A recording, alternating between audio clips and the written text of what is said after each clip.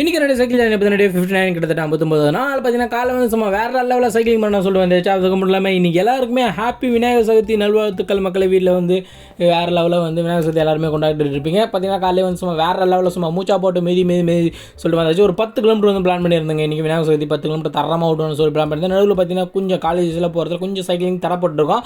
இதுக்கப்புறம் தரப்படாதுன்னு நினைக்கிறேங்க.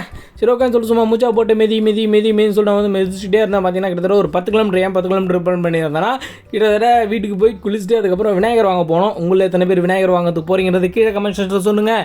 எத்தனை பேர் போய் வாங்கினீங்கன்றதை கிட்டத்தட்ட பார்த்தீங்கன்னா 40 நிமிஷத்தில் கிட்டத்தட்ட 10 கிலோமீட்டருக்கு மேலே வந்து ஓட்டிட்டு வீட்டுக்கு போயிட்டு விநாயகர் வாங்கிறதுக்கு கிளம்பணுங்க. அதனால் வந்து விநாயகர் வந்து வாங்கிட்டு வந்துட்டு அதுக்கப்புறமா மாலை வேறு கோக்கணும்.